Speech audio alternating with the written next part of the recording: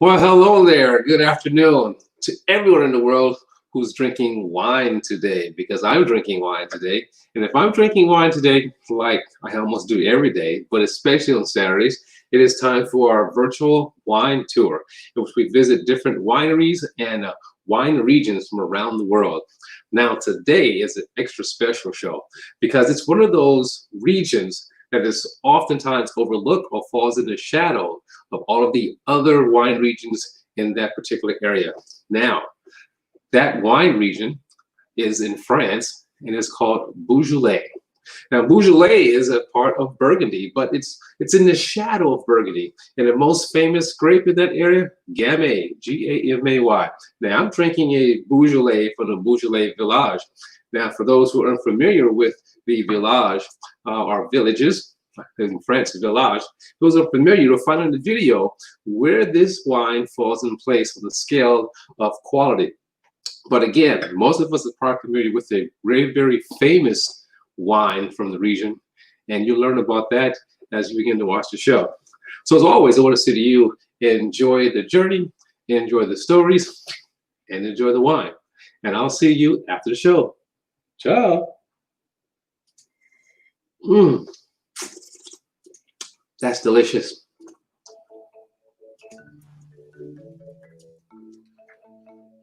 This harvest marks the end of the growing season in Beaujolais and the beginning of one of the wine industry's biggest celebrations, Beaujolais Nouveau. In a few short weeks, the grapes have been picked, fermented, bottled, and shipped across the globe so we can all taste the first wine of the season. These festivities made the region famous, but I'm here to look beyond the hype and to discover all that Beaujolais has to offer.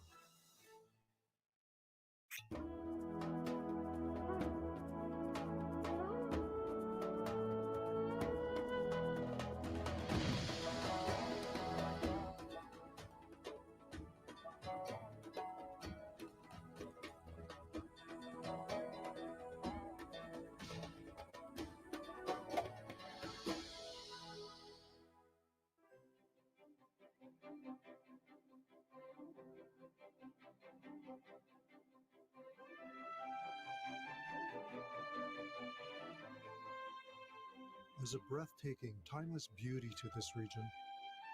Rolling hills, ancient villages, and a people connected to the land. We are in the heart of the Beaujolais wine region of France, and harvest is well underway.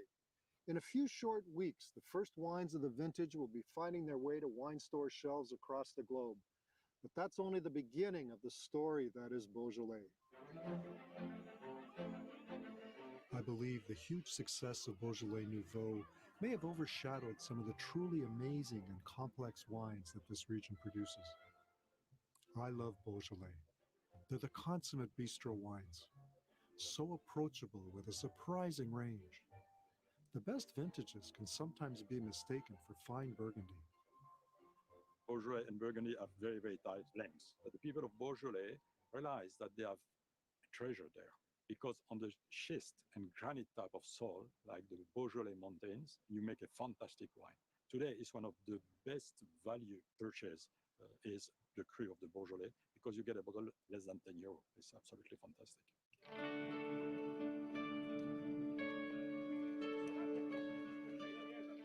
There's essentially only one grape grown in Beaujolais, and that's Gamay, an ancient offshoot of Pinot Noir.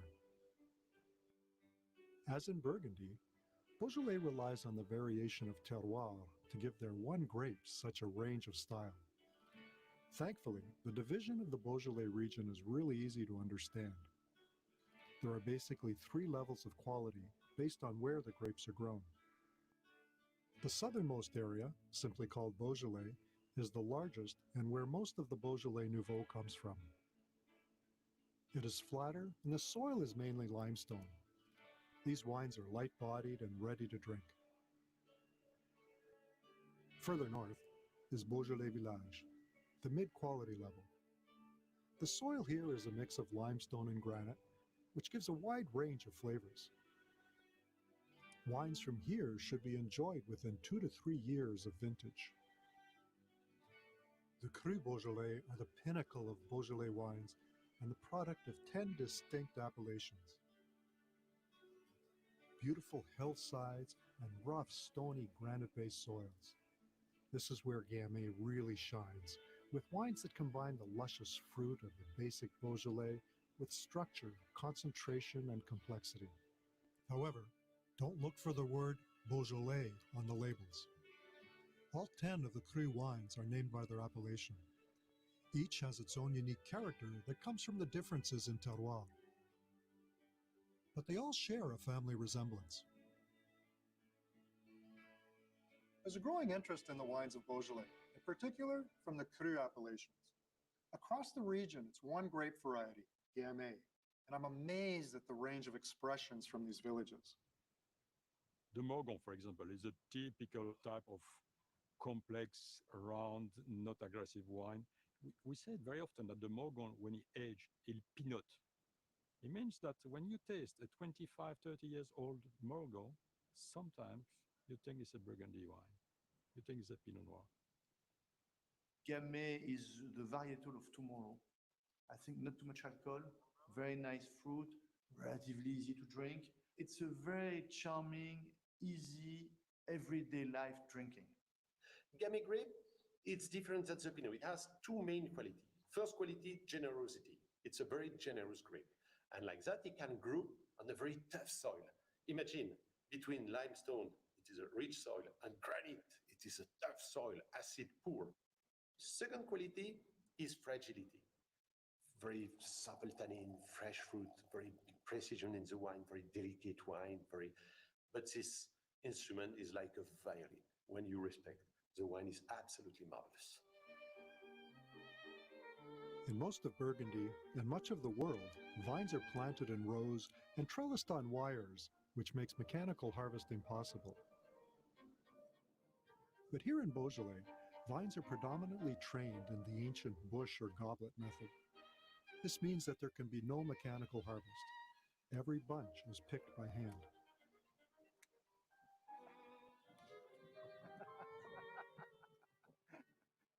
In many ways, Beaujolais is a wine of the people.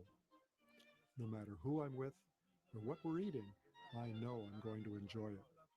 It's uncomplicated, affordable, and so versatile. These characteristics come in part from what happens after the harvest.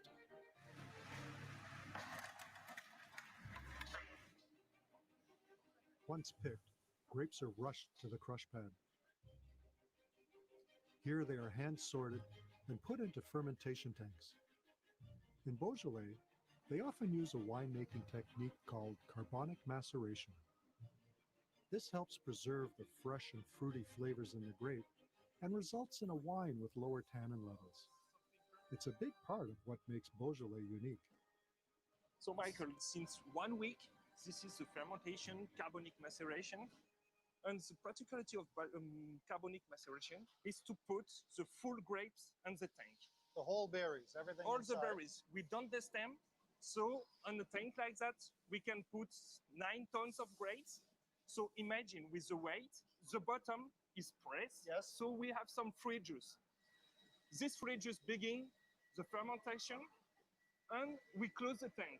And the carbon dioxide is on the tank.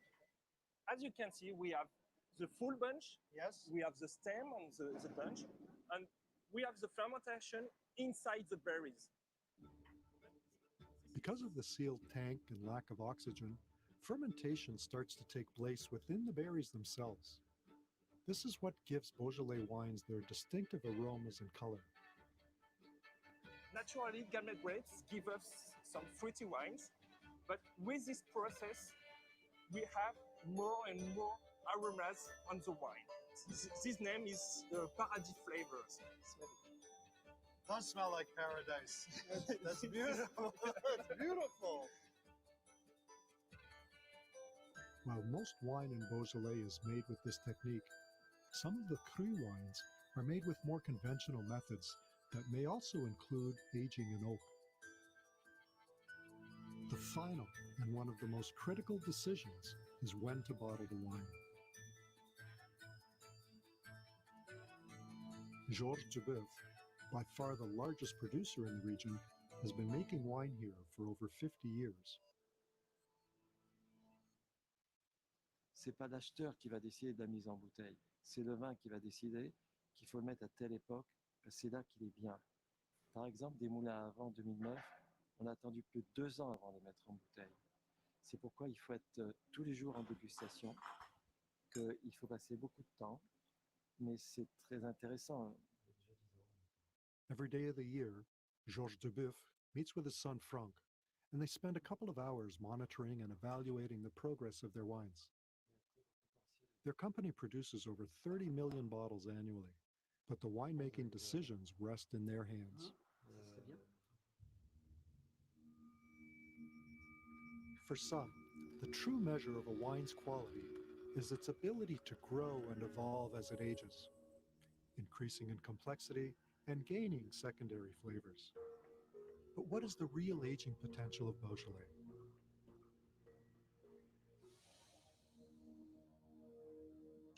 Michael, we will test Moulin à Vent, Rochegrès. Rochegrès is the name of the parcel. 2011. I will show you the difference between a young wine and an old wine. Not very old wine in reality.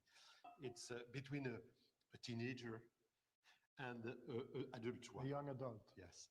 This wine is Moulin à Vent from a very specific parcel. His name is Rochegrès. The main stone in Rochegrès, it's you see a very old pink gray stone. Okay. And the first wine is 2011, very young for me. It's not finished his teenager phase. And you see, you have a wine with a big structure, but the harmony is not completely full. You're right. And A lot of the elements are there, but they're confused. yes, it is confused, and it closes very quickly at the end. You sense that the wine is not, it's a teenager. Yeah. Yes, exactly a teenager. The second, we are in 2000. I'm sure this wine can live maybe 40, 50, 60, I don't know, but very, very long time. And you see immediately the wine is more harmonious. This is a great example that demonstrates that Beaujolais are age-worthy. Yes, sometimes the people, when he drink a very good Currie Beaujolais, said, it's difficult to recognize Gamay and Pinot. I have a technique. If your glass finish on a aristocratic glass, a little rigid, is a Pinot. If your glass finish on a smile, it's a Gamay.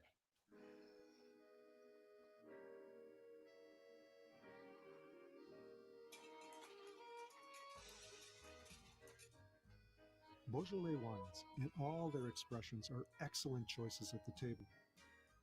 The lighter styles can be treated almost as a white wine, while the fuller cru wines match beautifully with heartier foods. One of the things I really like about the wines of Beaujolais is they're so versatile. They have the nice acidity, fruit-driven tannins that are soft, and they really bring the wines to life when you have them with the local cuisine. Whether it's white-colored, dark-colored, Beaujolais, c'est pas. And it will fit perfectly. Both dishes are very different. With the andouillette, with that white sauce, you are with coq au vin, dark Beaujolais wine sauce, which will go very well with that moulin à vent. Obviously, the wines of Beaujolais are great with the local cuisine, but what about with international foods? Beaujolais wines fit perfectly well Asian cuisine or cuisine with some spices, whether they are softer or stronger spices. The nice soft acidity of Beaujolais wines would make those spice dishes absolutely tasting wonderful. Santé. I believe that France's quintessential bistro wine is poised for resurgence. The quality is certainly evident in the glass, and the reputation of Beaujolais rises as consumers discover the value to be found in this unique part of France. Beaujolais produces complex, food-friendly, and age-worthy wines. Very nice. I'm convinced that Cru Beaujolais is one of the best values in French wine. If you've only ever had Nouveau, you haven't really tasted Beaujolais.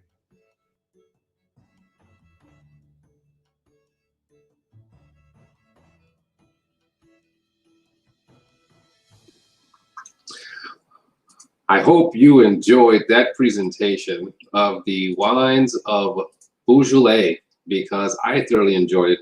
Again, as I've said in the beginning, before the video, that this is an area that is oftentimes completely overlooked and also overshadowed or lying in the shadow of Burgundy, Bordeaux, even the Rhone Valley in France. And oftentimes you can say that even a wine from the United States will win out over Beaujolais. People reach for that first. But there's lots of good values on the shelf of the Beaujolais brand. And you saw in the movie that surprise wine, the Beaujolais Nouveau. Everyone knows about that. And George Dubois did a great job with the promotion of that wine for every Thanksgiving. So that's a very good wine too. Great wine for everyday drinking. Definitely great to have around for Thanksgiving. But also he produces wine in the second and the higher tier. So we talk about the Cru and the Village, like I'm drinking here. So I want to say to you, if you are a Merlot or a Pinot Noir drinker, explore the wines from the Beaujolais region. You will not be disappointed. Lots to choose from, lots to enjoy. And it's your Wisconsin wine guy saying, as always, let your palate be the guide for selecting your next wine. And I'll see you next time. I'm going to enjoy my Beaujolais Village and some smoked cheddar. Bye now.